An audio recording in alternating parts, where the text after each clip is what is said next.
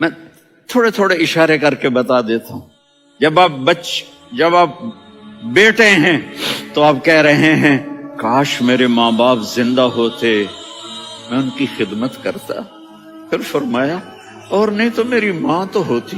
چونکہ ماں کو دیکھا ہے نا، باپ کو دیکھا نہیں ہے، تو فرمایا کاش میری ماں زندہ ہوتی اور میں عشاء کی نماز کے لیے مصلی پہ کھڑے ہو کے الحمدللہ رب العالمین پڑھ رہا ہوتا، اور ادھر سے میری ماں مجھے بلاتی محمد، تو میں نماز توڑ کے کہتا جی اماں جان میں آ رہا ہوں، نماز پھر پڑھا دوں گا. اپنے والدین کی عزت کرو. یہاں کا بڑھاپا بڑا خوفناک ہے کہ اولادیں چھوڑ جاتی ہیں اور ماں باپ ٹوائلٹ جانے سے بھی عاجز ہوتے ہیں. اپنی ماں کی دعا لو، اپنے باپ کی دعا لو. میرے نبی نے فرمایا ہاں عمر میرے بعد ایک آدمی آئے گا، اس کا نام ہوگا اویس، اور وہ کرن کی شاخ سے ہوگا. ہو گیا ٹائم؟ اچھا.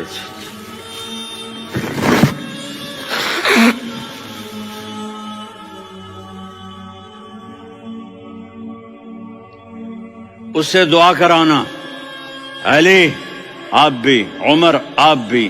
یا رسول اللہ کس لیے؟ کہ اس نے ماں کی ایسی خدمت کی ہے کہ جب ہاتھ اٹھاتا ہے اللہ اس کے ہاتھ خالی نہیں لوٹاتا. حضرت عمر رضی اللہ تعالی عنہ نے حج کے موسم پر سارے حاجی کھڑے کر لیے، کہا بھائی یمن والے کھڑے رہو باقی بیٹھ جاؤ. تو بیٹھ گئے. پھر فرمایا کہ یمن والے بیٹھ جاؤ، قرن والے کھڑے رہ جاؤ. تو ایک آدمی کھڑا رہا. کہا تم قرنی ہو؟ کہا جی ہاں.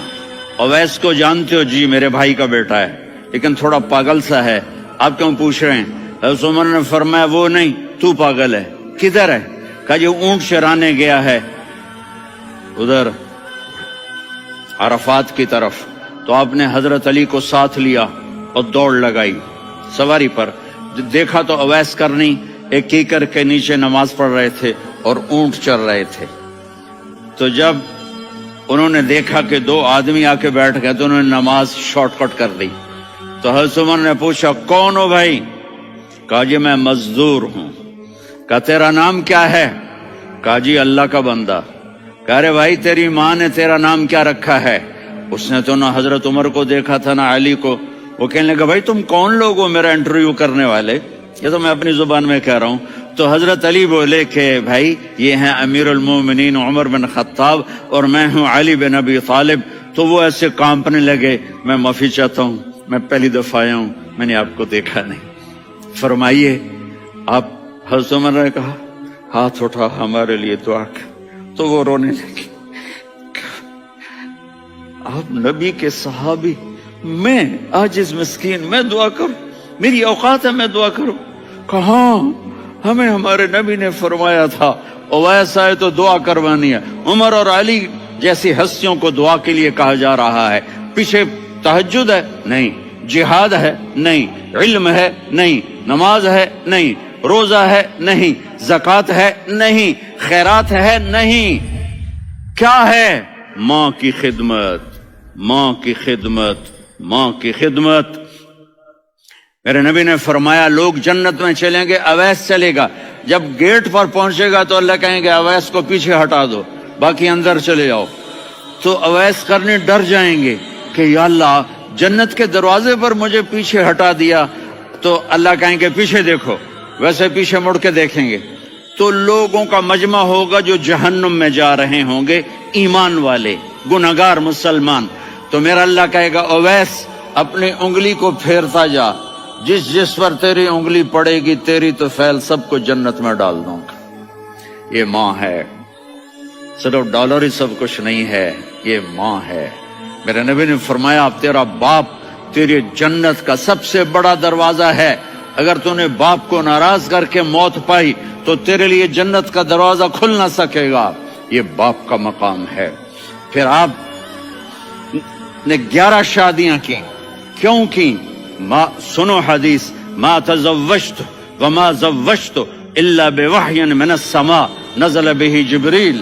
کہا میرے ساتھیوں سنو، اللہ کی قسم میں نے کوئی شادی اپنی مرضی سے نہیں کی.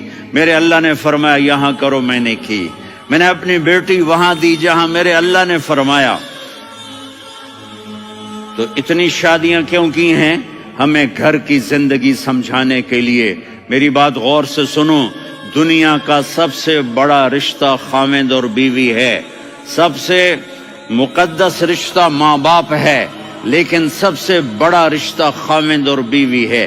جب یہ ٹوٹ جاتا ہے تو پوری نسل برباد ہو جاتی ہے. اس لیے آپ نے زندگی گزار کے دکھائی. آپ گھر میں جھاڑو دے رہے ہیں، آپ آٹا گوندھ رہے ہیں، آپ حضرت عائشہ کو لقمے بنا کے کھلا رہے ہیں، اور حضرت عائشہ کی دلداری کے لیے فرما رہے ہیں عائشہ سننا حدیث طبرانی کی، عائشہ انہو لیہون علی الموت ان اریتکی زوجتی فی الجنہ. عائشہ مجھے جب سے پتا چلا ہے نا کہ تو جنت میں میری بیوی ہے تو مجھے تو مرنے کا شوق لگ گیا ہے. اللہ کی قسم ہمیں سکھانے کے لیے تھا. جس نے اللہ کو دیکھ لیا ہو اسے عورت کی کیا خواہش رہ جاتی ہے. یہ ہمیں سکھانے کے لیے تھا کہ سب سے زیادہ عزت بیوی اپنے خاوند کو دے، خاوند اپنی بیوی کو دے. ہن لباس لکم وانتم لباس لہن، تمہاری بیوی تمہارا لباس ہے. اور اللہ بیوی سے کہتا تیرا خاوند تیرا لباس ہے. آپ نے 11 گھروں کو کس طرح آباد کیا، کس محبت سے کیا کہ 2 مہینے چولہا نہیں جلتا اور کسی کی زبان پر شکایت نہیں. یہ حسن سلوک، یہ محبت. حضرت عائشہ کی عمر تھوڑی تھی، جہاد کے سفر سے واپسی ہو رہی تو آپ نے صحابہ سے کہا بھائی چلے جاؤ سارے آگے چلے گئے تو صرف آپ دونوں رہ گئے. تو آپ نے کہا عائشہ دوڑ لگائیں. سبحان اللہ. حضرت اما عائشہ نے نہیں کہا، میرے نے عائشہ دوڑ لگائیں. میں کہا جی لگائیں. تو کہنے لگے ہمیں دوڑ لگائی. کہنے لگے میں آگے نکل گئی، آپ پیچھے رہ گئے. چند سال گزرے تو پھر ہم جہاد کے سفر سے آ رہے تھے تو آپ نے کہا صحابہ سے جاؤ بھی چلے جاؤ آگے آگے آگے آگے. وہ غائب ہو گئے. پھر آپ نے کہا عائشہ دوڑ لگائیں. تو میں نے کہا جی لگائیں. کون دنوں ذرا میں موٹی ہو گئی تھی، تو جب دوڑ لگی تو میرے نبی آگے نکل گئے، میں پیچھے رہ گئی. تو ہم نے کہا ہاذہ بتلک، عائشہ تو میں اب برابر ہو گئے. ایک دوڑ تم نے جیتی، ایک دوڑ میں نے جیتی. یہ ہمیں گھر کی زندگی سکھانے کے لیے تھا کہ گھر میں بیوی کے ساتھ کیسا ہونا چاہیے.